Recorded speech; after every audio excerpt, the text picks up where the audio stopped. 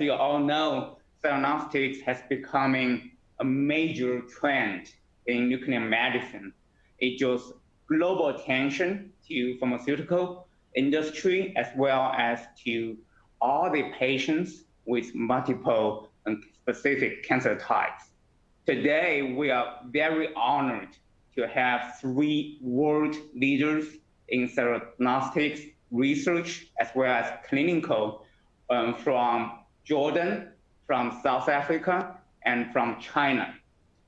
So today we have Professor Mike from South Africa. He's going to share with us the beta versus alpha theranostics in prostate cancer. And Professor Xi from Shanghai Zhongshan Hospital will share with us theranostics, what do we need to know. And Professor Akram from Jordan will share with us his experience and research on navigating challenges and pitfalls in therapy and potential towards theranostics. Just a few side notes. You can always type in the question and answer on your page. So I will collect all the answers, all the questions, and we will have the Q&A session at the very end after 3 speakers finish their presentation. So without further ado, let's dive right into our very first presentation from Professor Akram. Professor Akram is the chairman of the Department of Nuclear Medicine and PET-CT from King Hussein Cancer Center. Professor Akram is the president of Jordan Society of Nuclear Medicine, among many other leadership roles in Middle East, as well as global nuclear medicine organizations. So please, Professor Akram.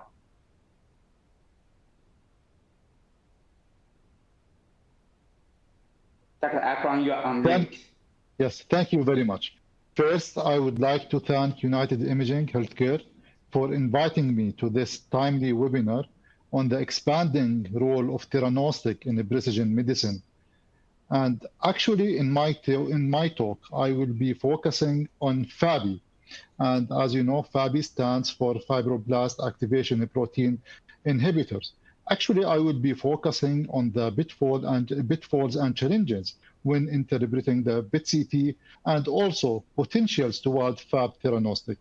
And as you know, FABI imaging is one of the most exciting innovations in the nuclear medicine field in the last years.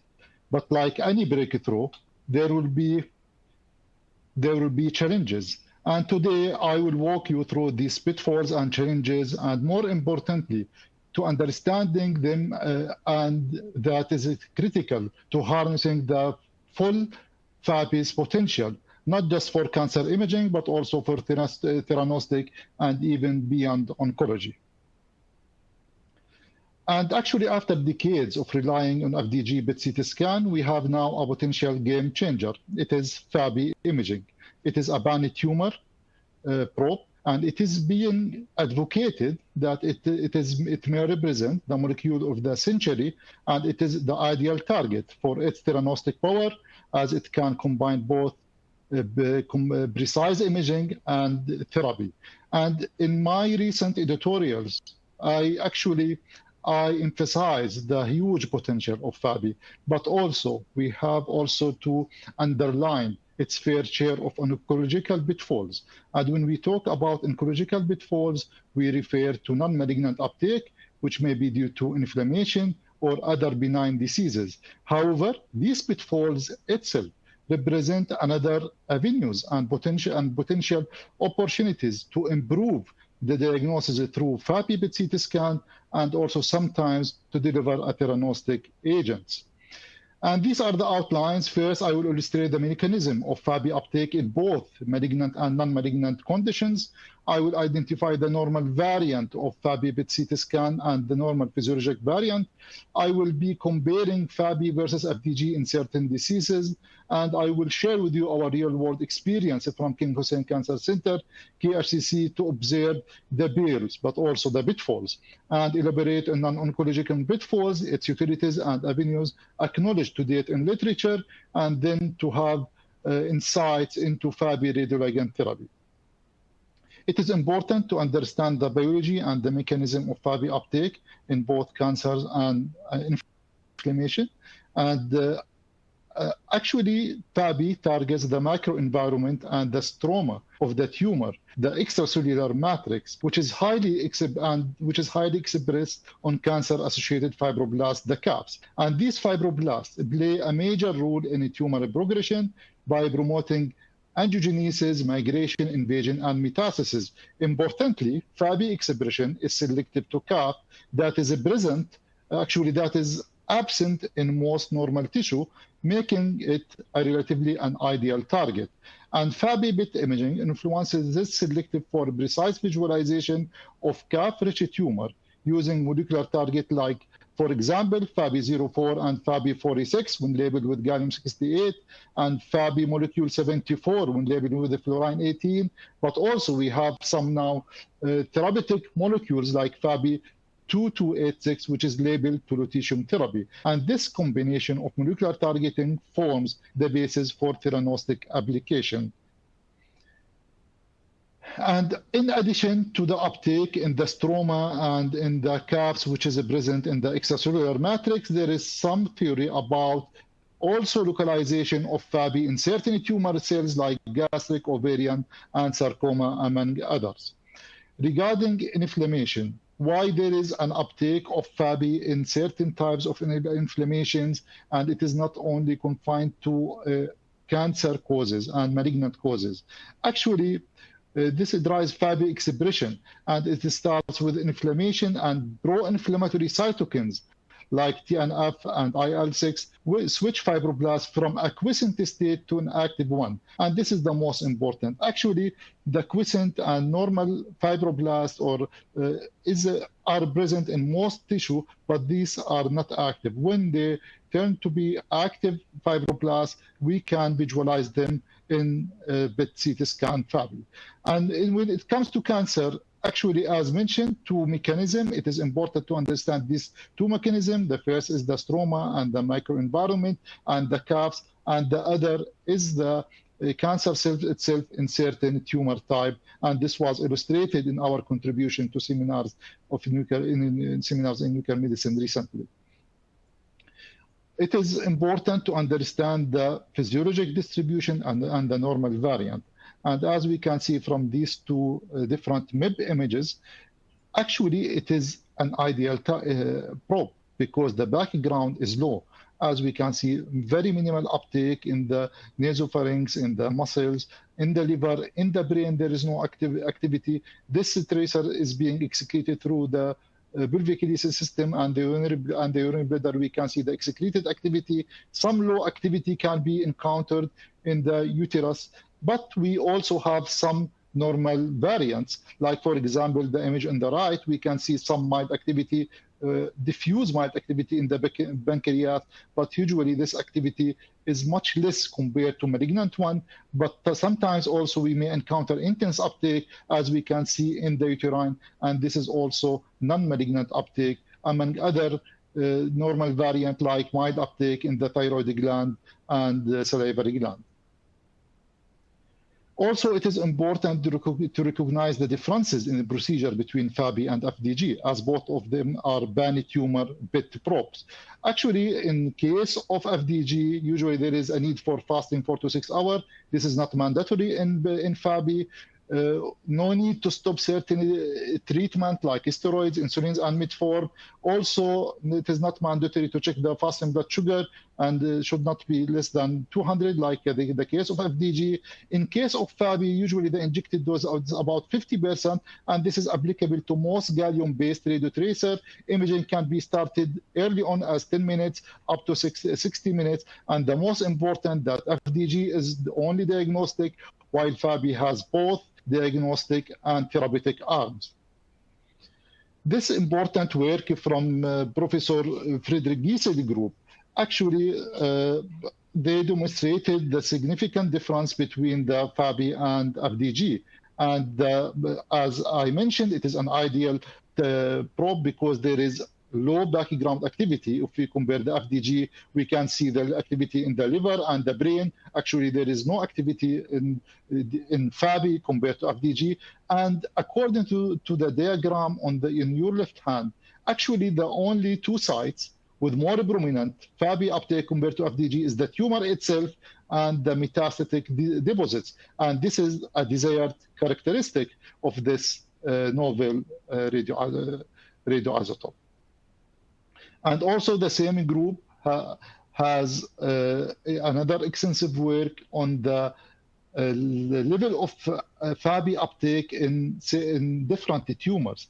And actually, we can see there is a robust across a wide range of a tumor, in particular sarcoma, carcinoma of unknown primary, breast, pancreatic cancer, and shows some of the highest SUV uptake exceeding 10 and sometimes exceeding 20 as SUV max.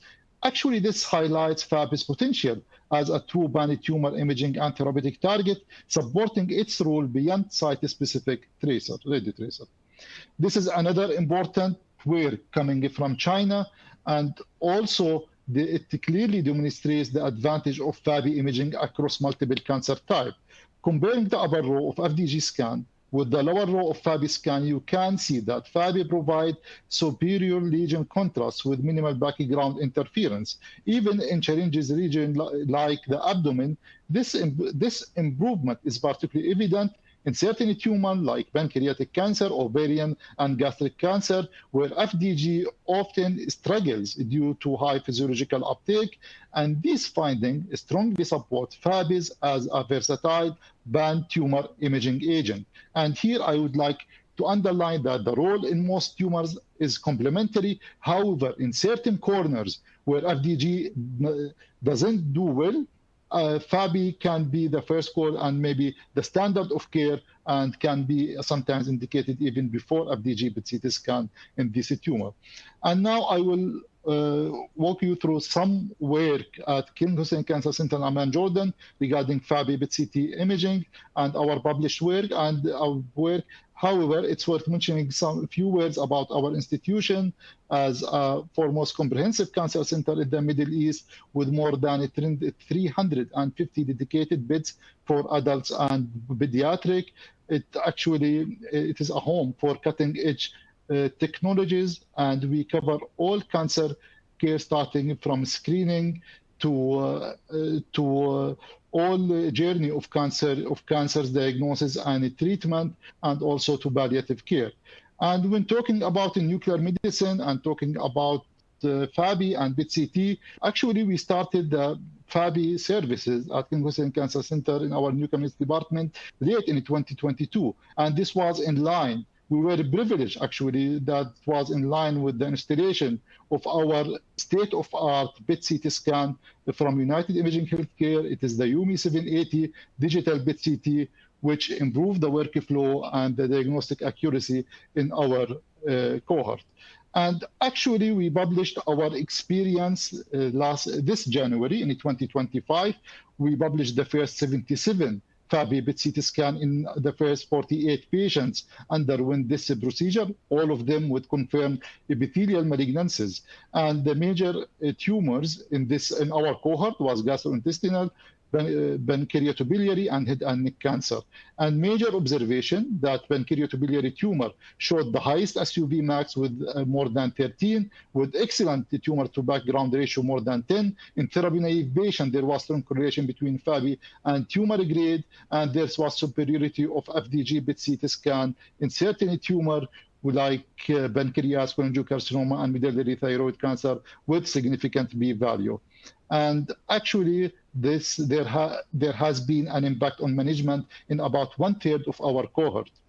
And however, we encounter many pitfalls and many non-specific or non-malignant uptake. We reported that in 88% of our scans with total of 220 pitfalls. And these distributed most commonly in the musculoskeletal, followed by the abdominal, pelvis, and thoracic and the skin. And we recommended that PET-CT scan offers promising diagnostic and staging values in different tumor, especially in epithelial fibrotic tumor. However, cautious interpretation due to common benign non-malignant uptake should be practiced.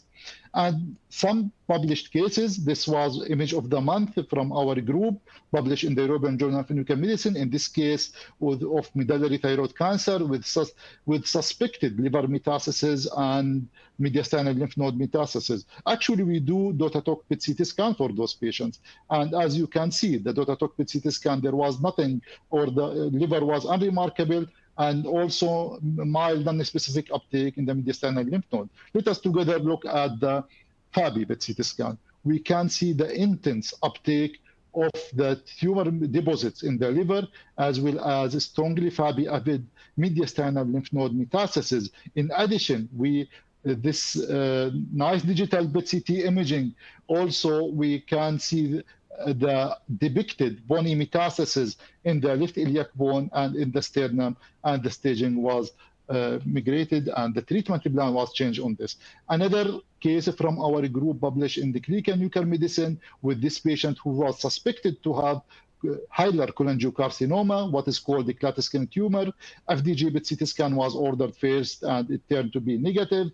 Actually, after that, and based on recommendation of the nuclear medicine physicians in the tumor board and the multidisciplinary team, FABI PET-CT scan was ordered and performed. And as you can see, there was an intense FABI-avid in the Klatskin tumor, and this was proven by biopsy later on. And FABI PET-CT scan here changed the management plan of this patient.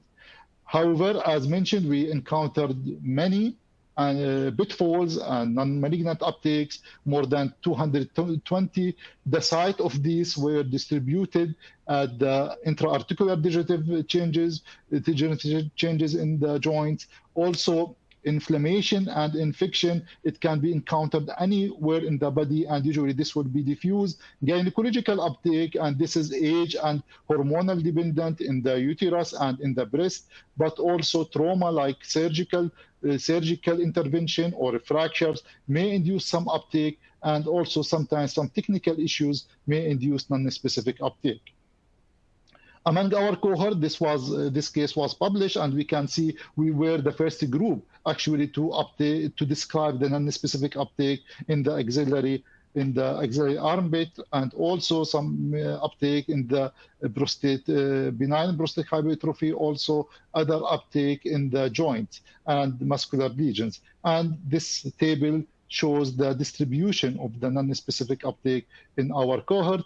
This ARBIT activity has been recently reported by other group, and we should be cautious when interpreting in particular breast cancer patients not to overdiagnose.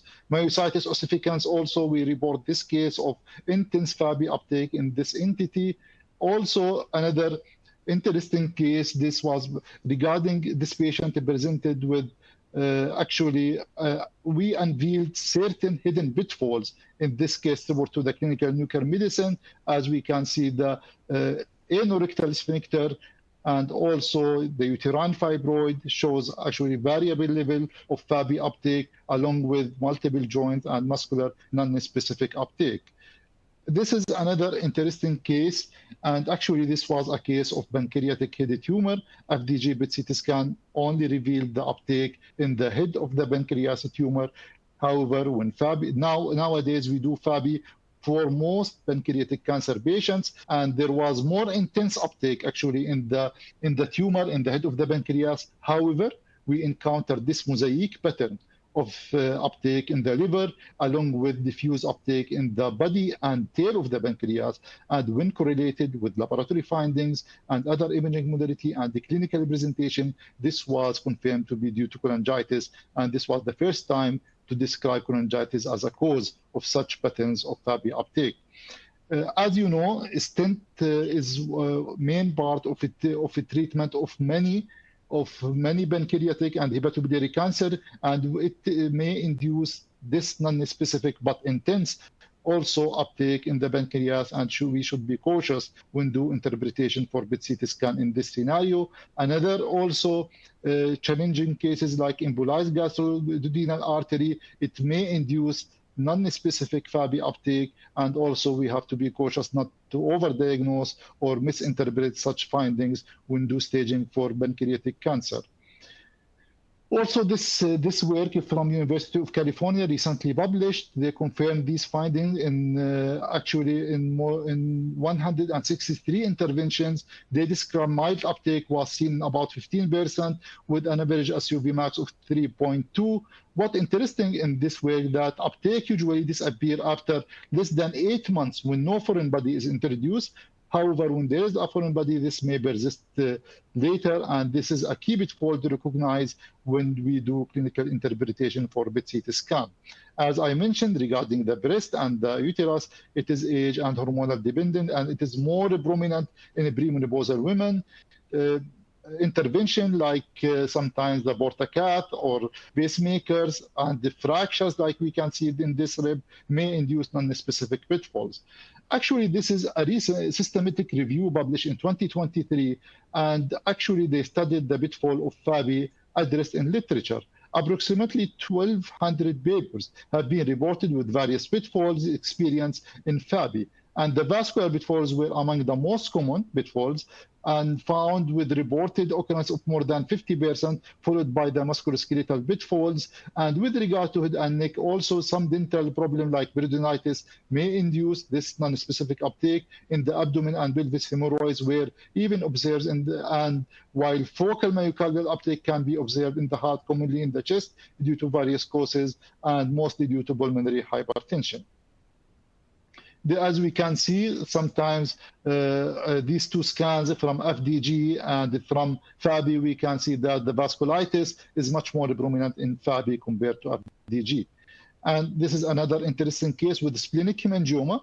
Actually, FDG was negative while FABI was positive, and also even the uptake in the lung nodule was positive in both modalities, but tend to be infection. So we have to be cautious and to correlate with the clinical context when do such interpretation.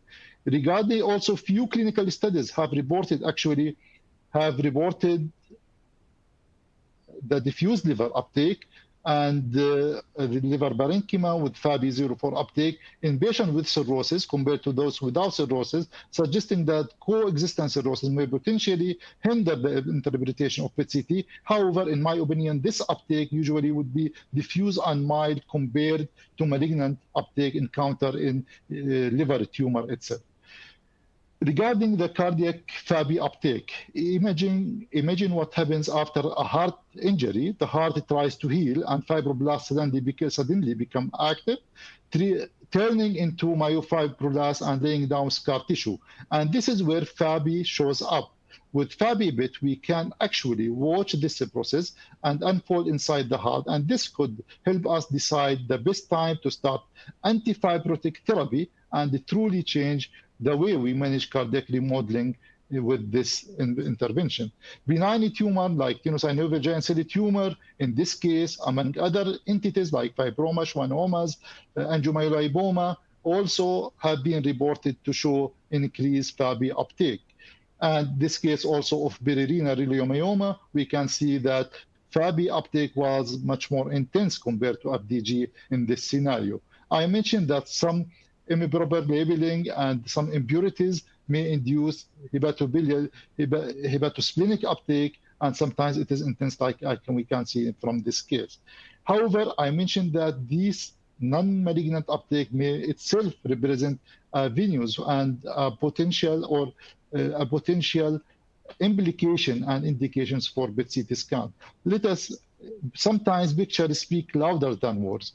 And here is a proof. On the left side, we can see the FDG, and on the left side is FABI, and we can see the significant difference in rheumatoid arthritis. Actually, it tells us FABI may be the future for imaging inflammatory arthritis with a precision for far beyond the other imaging modalities that can offer.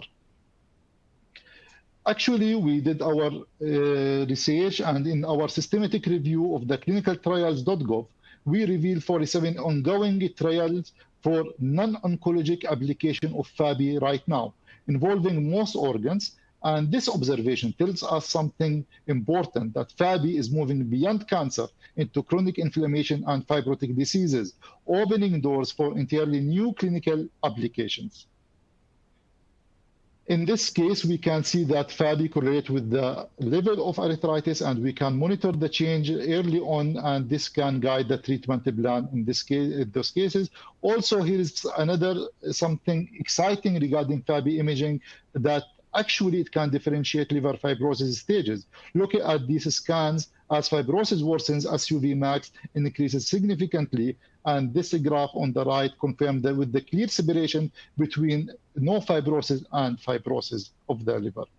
Another fascinating use of FABI is the idiopathic pulmonary fibrosis, as we can see from this image, showing higher tracer uptake compared to healthy lungs. And the box plot also in the right confirms a clear difference and separation between two entities, opens another avenues for using FABI in this regard and in guiding a treatment plan. Regarding FAB theranostic potential, it is a new topic relatively, and we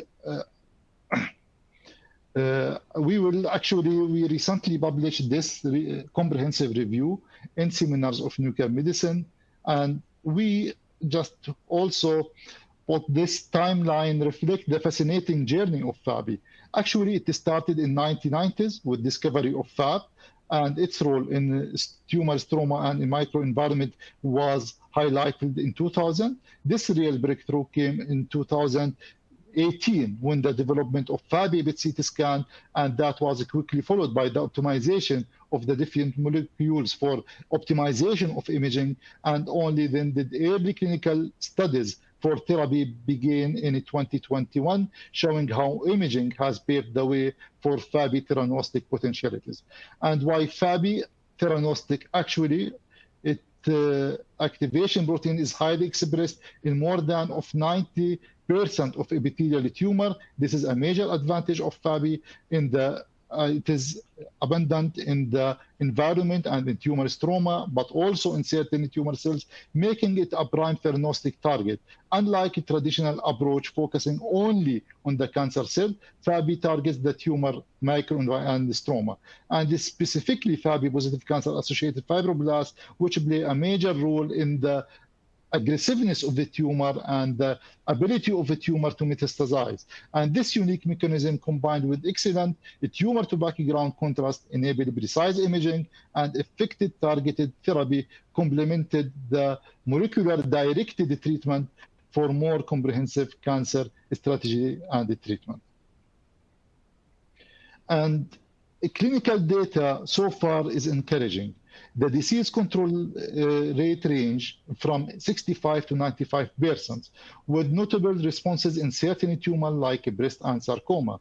And objective response rate also varies by tumor type, and while the efficacy is promising, outcome remains heterogeneous. And safety is very acceptable, with hematological toxicity only seen in 10% of cases, with minimal renal and hepatic toxicity reported so far when applying lutetium or lutetium FABI as a theranostic agent. This case from India, it is for a 49-year-old woman with metastatic solitary fibrous cancer, and actually the FABI PET-CT revealed intense uptake in hepatic and sacral metastases, and this with other metastases were with minimal expression. Post-treatment scintigraphy also demonstrates significant lutetium FABI localization at the tumor sites, and the follow-up showed regression of the sacral and hepatic lesions with otherwise stable other metastatic deposits. This is a good example how lutetium FABI may provide a theranostic possibilities and agents. Another also case published from Professor Bali group regarding the potential of lutetium FABI in the treatment of glioblastoma multiforme. First, FABI PET-CT scan was done. It showed intense uptake. After that, 2 cycles of lutetium FABI were given to the patient, and after that there was significant regression, not only in the level of uptake but also in the size, indicating good partial response to lutetium FABI in this case. Actually, this table summarizes the early phase clinical trial regarding lutetium FABI across diverse tumor types, including refractory thyroid cancer, pancreatobiliary cancer, and cholangiocarcinoma. Most studies are phase 1 and phase 2, focusing on safety, dosimetry, and efficacy. While China leads the majority of this trial, research is expanding also to America and Europe, with new molecule agents being investigated, like 2286, for example, in the United States of America. This study will be critical for standardizing the protocol and determining the clinical role of FABI theranostic in the early futures. Also, in another systematic review we published in January in 2025 in Theranostics, we looked at we actually followed a systematic approach, not only for lutetium, but for all radioligand therapies. And actually, we identified 27 eligible papers to be included in this systematic analysis. And the main findings that within this 27 studies, there were 144 patients treated with FABI radioligand therapy. Disease control rate ranged from 18 to 83, which is relatively good because those patients usually have exhausted other treatment modalities and failed the standard treatment. So this is considered good. And also the safety profile was good. Only 10% experienced grade 3 and 4, and this was mainly hematologic. No liver and renal toxicities were reported as grade 3 or grade 4. And overall, this treatment was well tolerated, and the promising early results have been reported. And actually, in this systematic review, also we highlighted both the promise and the current limitation of lutetium FABI. The major challenges is the rapid tumor washout, which reduces effective dose delivery. And to overcome this, new strategies like albumin binders and multimetric ligands are being explored to improve the tumor retention.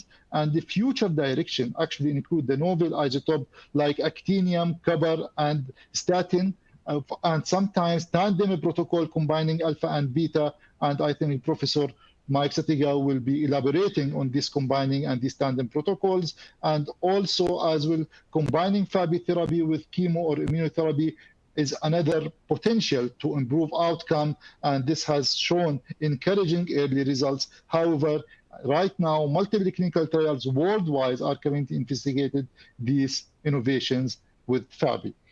So right now, FABI is an emerging and very promising pan-tumor molecular probe with a strong diagnostic, and also it has very promising therapeutic potentials. FABI PET-CT could very soon become the standard of care in selected tumor where FDG PET-CT scan doesn't perform well, like certain type of sarcoma, hepatobiliary, pancreatic cancer, brain, certain GI tumor like gastric, among other, where it also offers advantage over FDG PET-CT scan. Nuclear medicine physicians should keep themselves updated and acknowledge about the major challenges and major pitfalls just to avoid overdiagnosis and misinterpretation. Initially thought to be tumor specific, however, with these pitfalls, sometimes these pitfalls itself, the non-oncologic uptake, represent a huge potential for expanding the role of FABI PET-CT scan. And FABI also shows a promise in managing benign conditions, including fibrotic and inflammatory disease, expanding its clinical utility beyond cancer. And there is a huge theranostic potential currently under investigations in multiple centers worldwide. However, large-scale phase 2 and phase 3 multi-center trials are needed and essential to refine the clinical practice and transform patient care. And before ending, also, I would like to invite you to the next Oceania Congress of Nuclear Medicine and Biology, which will be held in Chennai, India, in December this year. And thank you for your attention, and I am willing to have any question you may have. Thank you so kindly, Lance, and thanks to the United Imaging for this invitation. Excited to speak on the beta and the alpha. As you can see, one is trying to say it is not going to be beta versus alpha, but beta and alpha. And I tell you why it's so. As you can see clearly, 2 days ago, it was the birthday of our national icon, Nelson Mandela. But if you look at these images here, if you see the betas as this, then you will see just a junk object. Similarly with the alphas, it will be concentrated, even if they are potent and have got a very potent, a very high linear energy transfer, breaking the double strand. So for you to appreciate the beauty, you therefore have to have the combination of both. So the good can become better, but even best if you really combine the two. So in that way, this talk will try and see how we optimize our theranostics by a combination of the betas, and we can appreciate the beauty of these images we can see here, which speaks to that it is not impossible. You must do it first before you can pronounce that. And of course, then in that way, I will then speak to rhenium, a bit terbium, which are both betas, excluding the lutetium, which was spoken to currently. And then, of course, with regards to the alphas, I'll touch more on the actinium and a little bit on the lead. So, but all of this needs to work hand in glove together with the lutetium because of the variable half-lives. Then we can achieve, obviously, optimization. And then in that way, we can continue to have unparalleled precision and adaptability to radiotheranostics. But it is important that as we speak about the beta and alpha, we also understand the vectors that we're going to use, the precursors that we're going to use, so that we can optimize which isotope is used when for both the imaging and the therapy. If I draw your attention to this, how we look at the prostate, it is important to understand that when you've got androgen receptor positivity and neuroendocrine negativity, PSMA will be good. STIP, which is 6 transmembrane epithelial antigen of prostate, will be excellent together, STIP 1 and 2. And then I'll come to TROP on an B7H3 as well as bombesin will work excellent. But similarly, if you've got AR negative and neuroendocrine positive, then delta-like ligand 3 will be good. Bombesin still cuts on both. But sometimes we've got those aggressive patients wherein you've got both negatives. Then that's when you want the TROP2, which is something that is developing also for breast cancers that we should be looking at closely. And then, of course, CD46. So at NuMeRI, we're fortunate that we'll be working with PSMA, STIP2, and of course, B7H3, as well as bombesin, and of course, DLL3. So we will be able to outline the going and what we should be doing. We have worked a little bit with CXCR4 for the other cancers. We may bring it back for the tumor environment. And then, of course, you have had a talk on FAPI. So we are working on that as well, but we haven't quite explored this in prostate cancer. Neither have I seen much in terms of the literature, in terms of the prostate cancers. So this is really fundamental that we understand. Then we can't just speak about the isotopes without understanding which are the vectors and which are the chelators that we'll use. And that will inform then how we actually get an optimal tracer that will have low renal retention, faster blood clearance. It must be homogeneous so that it's really well received and then it's retained long in the tumor. And that will actually take us to having better isotopes. Starting with bombesin, as you can see, we have said bombesin can go to both neuroendocrine positive and negative, and you can see that it doesn't go to the salivary gland. So there is a rationale to try and look at it, especially in those early biochemical recurrences that we might not have an expression that is very well with the PSMA. So this is really something to actually try and bring. And as you know, the newer precursors don't have much of the pancreatic uptake. So the gastrin-releasing peptide receptors are really something to consider. And of course, you can, of course, label them with both the alphas and the betas, depending on how we go. So as I have mentioned, with regards to the 6 transmembrane epithelial antigen of prostate, you can see clearly that it is rather homogeneous compared to the PSMA. And in its expression, it's going to be very powerful about where you've got some immunogenicity that we really need to induce. If you look at this example here, you've got, of course, FDG and MDP taking up, but of course, because it's zirconium that is used here, later on you do have that expression in the same areas. And that is good because, as you know, if it takes FDG, sometimes that is a prostate cancer, it may not take the PSMA. So this is where the STIP will come, and then it is obviously going to be expressed in those poorer patients that really don't have anything or any hope, including chemotherapies. And the good thing is that the STIP, both 1 and 2, they are expressed in above 85% of the cases of prostate cancer. This is really encouraging, and that's good that we should be looking at this, and that's good news. And then, of course, DLL3, on the other hand, on those neuroendocrine prostate cancers, you can see if it's normal, it don't show up. But I mean, it's a reasonable number. I mean, around 78 in some literature that you'll have DLL3 expressing in neuroendocrine prostate cancers. And then, of course, it has to do with when the AR switch happens. And if you can look at this, when you don't have good expression of PSMA, you do see the expression with DLL3. This is going to really change how we treat these patients, and this is going to really open up to even much more better opportunities for those patients that might have a poor prognosis with the liver uptake.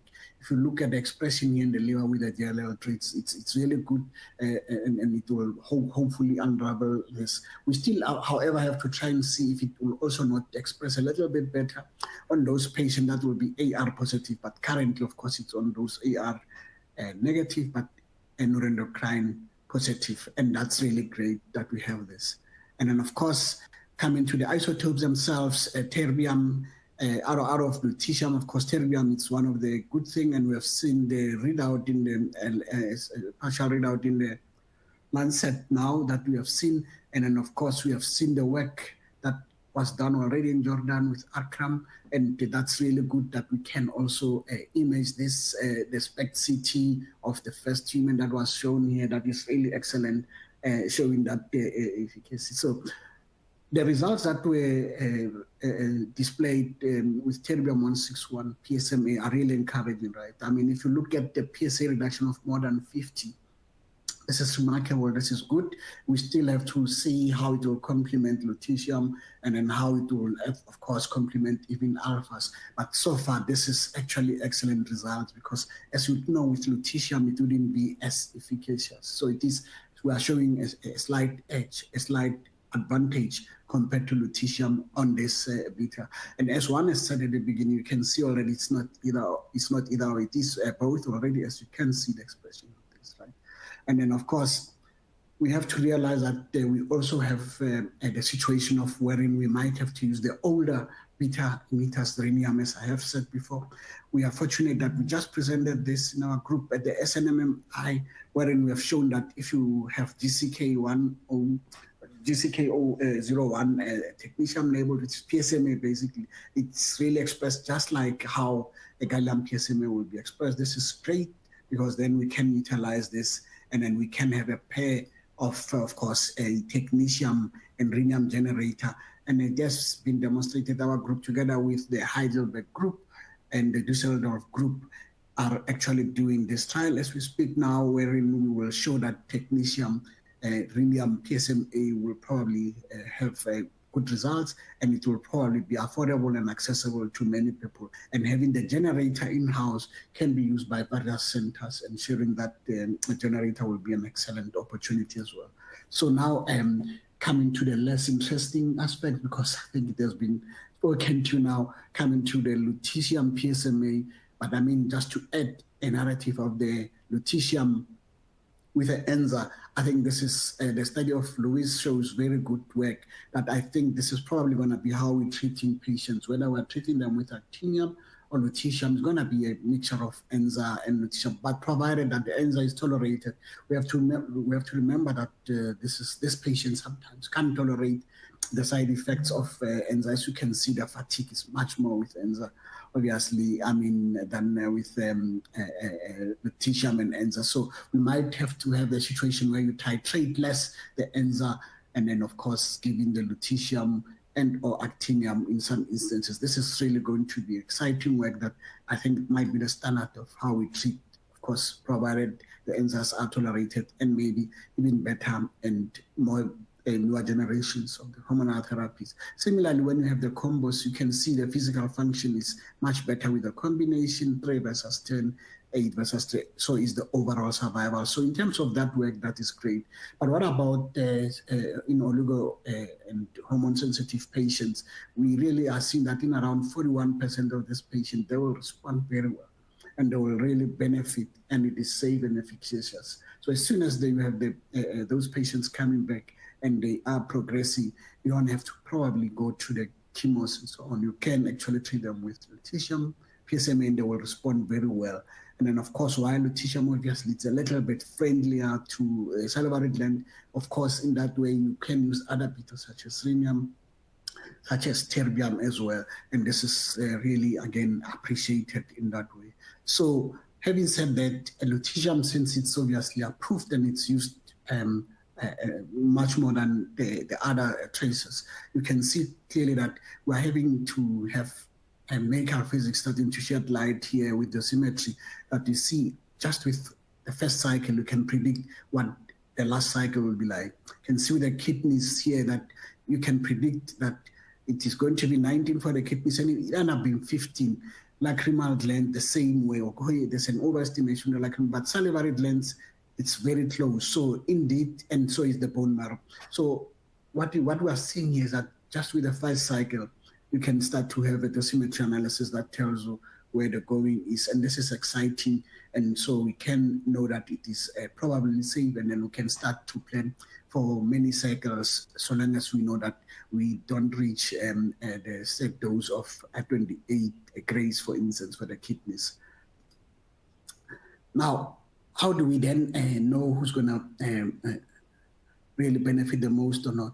As you can see, usually would be using the scan alone, for instance, the volume, and then of course saying and the SUV mean. But this work shows clearly that if you combine, for instance, your visceral metastasis and the PSA decline and then the platelet counts, then you know what is going to happen. And of course, if a patient happens to have a PSA decline of less than 30%, it's not a good sign. And then if the PSA decreases by more than 25, and then if you have 2 of those, your survival gets to be a little bit less. At least you must have one. If you've got a visceral metastasis, at least don't have these 2, then your chances are really going to be a little bit better in that way.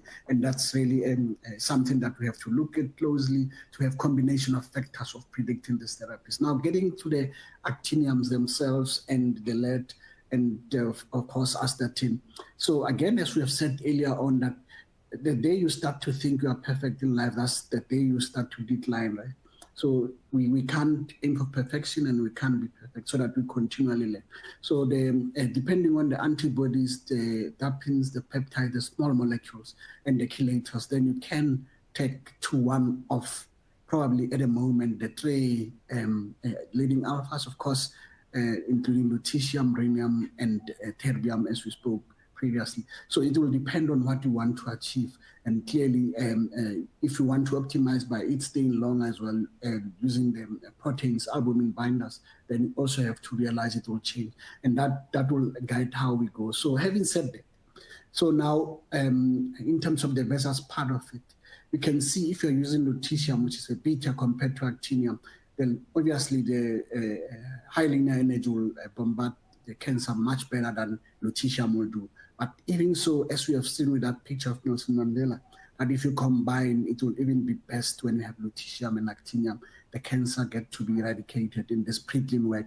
And similarly in this preclinical work, as you can see clearly that lutetium really pre and post, nothing much better with actinium, which is an alpha, but again, much more excellent with the combinations. So this teaches us from the preclinical that, again, it is not one of the 2, it is both of them combined. And clearly, if you now want to speak about the immunomodulatory effect, the alphas are better than the betas. So if you're going to be using the PD-L1s and so on, it might be best that we start thinking about the alphas and then utilizing them to this effect, because this work shows that, the ratio of your CD8 to the TRK ratio is much better. clearly when we have an alpha versus the lutetium, so you immunomodulate and then your immunotoxicities might be better. And then you have a much more immunologically active state with, so in other words, the abscopal effects are even much more better with the alphas. And so we've seen recent work that we've shown that which alphas, I'll not go through the table, that shows which are the trials that are ongoing on the alphas, and similarly a group in Cape with the astatins, which of the trials are ongoing in that way. And then of course, now coming to lead really, it's really promising with its 10 hours half-life that it might be optimal for some of the vectors that we choose. And clearly we can label it. If we can label it, that's going to be good as well to actually demonstrate what happens in that particular instance. And we have seen that it matches what PSMA does, fluorine 18 disipyl and then lead label PSMA, that clearly you're seeing the lesions as displayed on the PET. This shows clearly that, I mean, it's going to be efficacious, hopefully. And then, of course, it might be interesting to try and see, again, as you said, within the alphas, how and what is going to happen between, say, for instance, actinium versus lead in terms of the salivary glands toxicities, if you're going to encompass things like, for instance, the daughters that can have the recoil and the running havoc, such as we have seen with francium, with actinium, and actinium still remains the leading, having said so in terms of the experience. And I still think there's got a much greater use, especially for the antibodies. But again, with staying with lead, you can see with bombacin, if it's labeled, it goes well, and you can see the recurrence and can see, as we've said before, salivary glands not being expressed in that way. That's something that we can perhaps utilize lead for those early and oligometastases, because we might perhaps be experiencing toxicities, and then we might have to speak about that uptake in the pancreas, which is getting better and better. Coming out of the other one, radium, we have seen that in the RALU study and other studies that if you give radium, you don't compromise PSMA and vice versa. So the combination or treating the patients with one doesn't necessarily compromise. If there isn't any PSA expression, but you do have uptake from the bone, you can actually radiate those metastases. Now, coming to the actinium, and thanks to the work of Gradoville in Heidelberg, we have seen that even if you have treated patients with several cycles of lutetium, they might be resistant at some stage. And then, of course, that's when the alphas come. But as we have seen clearly, it's not going to be either or, it's going to be both that will be efficacious and that will be better. And having said that, it's shown in this tandem that it is efficacious that way. This work again demonstrates that when you have actinium lutetium, you do have the same efficacy as when you do de-escalation with actinium. We practice the de-escalation. We don't have the luxury of the lutetium that we can do a lot of the combination and the cocktails in our situation, but the de-escalation and the actinium lutetium happens to have the same efficacious results in that way. And clearly, what guides us is, except the platelets that we spoke about, whether there's visceral metastasis, the PSA decline of more than 30, looking at the volume and the SUV mean, as we've seen in the study, can be a way, of course, to predict and know when and how you must perhaps utilize other tracers. And it is, of course, about time that we might want to think about, of course, the other vectors such as DLL3, STIP1 or 2, and of course, bombacin. And clearly, coming to an end, it is important that we really engage about treating earlier, and we have seen whether it is alphas or betas or combo, the more you treat early, 82 versus, for instance, 55, this definitely tells you there is a sense in treating much earlier. And then we will, and we are glad that, of course, Pluvicto is approved for early use, because indeed the overall survival will start to be much better. And it's exciting to see, as one has said, that without any doubt, we are fortunate that with our partners, JRC in Karlsruhe, with Prof. Morgensen, that we really are able to, can attest to why and what will happen to many of these trials that are ongoing with actinium, and clearly there's a lot that are not displayed here as well. So in conclusion, one would like to say that it is not either or, it is both. And then we've got to be able to transition from preclinical to clinical. We've got to be able to use both the betas and alphas. And then it must be that when we use them, there is an overlapping mechanism. There's no point in using PSMA, but PSMA perhaps with STIP or DLL3, GPR. And then we still have to speak about the TME. Of course, you are invited in Cape Town next year at the January end. And then, of course, as an alpha man, alpha man is made by all of these beautiful women. Also, you can see these beautiful people that are doing excellent work in this. I would like to thank all of them. Thank you. Yeah, thank you so much, Professor Mike, for sharing with us your opinion on the development of alpha therapy. It's really exciting to see we have multiple choices on theranostics, especially on the nuclear side. So we do have a very active group of audience today. So for the sake of time, we will have one question for each of the speakers.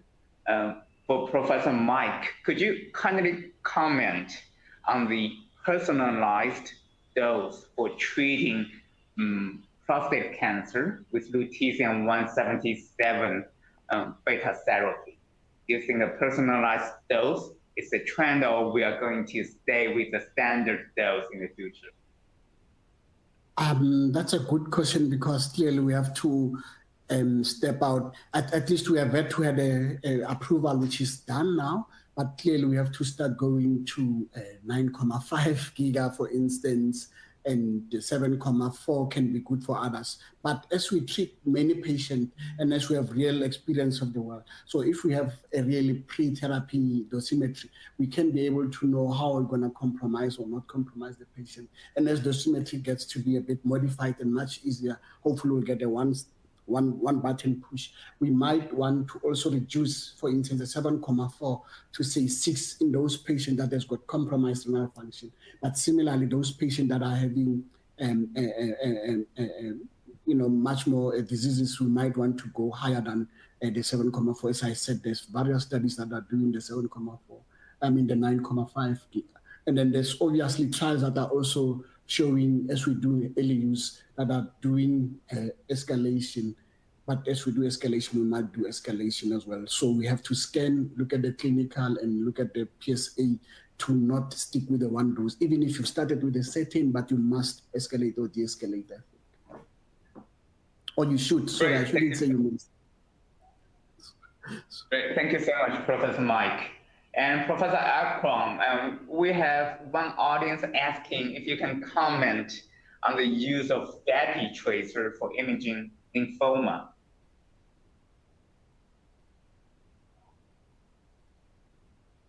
You are on mute.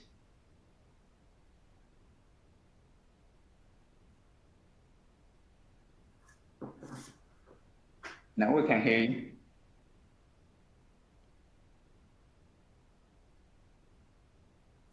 Oh, no, we still cannot hear you, Professor Akram.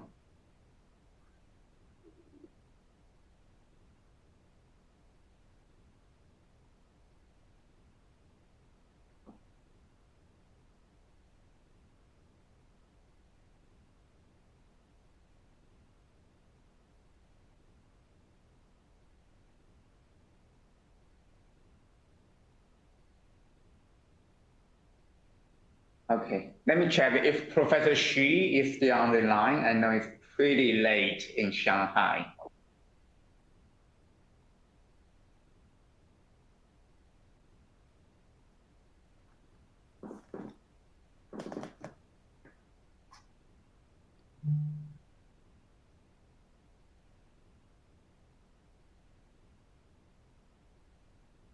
No, Professor Akram. Is it okay now? It's working now. Okay, thank you. Actually, regarding lymphoma, it hasn't been investigated like other epithelial tumor. As mentioned in the presentation, FABI actually targeting mainly the stromal environment of the tumor and the the environment where there is strongest trauma. In certain subtypes of lymphoma, there have been some reported cases that FABI may work, and this is in particular when we have low FDG PET CT scan. However, the most important message about this topic, that lymphoma and hematological tumor best to be evaluated by FDG PET CT scan. FABI may have a very limited role in certain subtypes when FDG is not working well, but still this area needs a lot of investigation because it hasn't been investigated like other epithelial and fibrous tumor where we have a strongest trauma. Great. Thank you so much, Professor Akram. And again, thank you, Professor Mike, Professor Akram, and is Professor Shi on the line now? No, Professor Shi?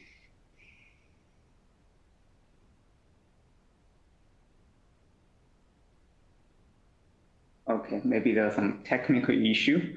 But again, thank you so much for the great presentation. And I've been watching the attendance list. It's amazing that we have over 200 attendees from all over the world. And in China, there was a separate video channel. I just checked on my cell phone. We have over 600 watches on these very, very interesting topics. So it's all your presentations were reach far and it's helping the doctors all over the world. And for those questions that didn't get the chance to pick, thank you so much for raising your questions. We are connecting this question, and I'm sure our team will get back to you if we can find the answer. Many of these questions are also very difficult. They have scientific challenge as well. With that, I wish everybody have a great night, have a great rest of your weekend. Thank you so much for attending. Goodbye. Thank you.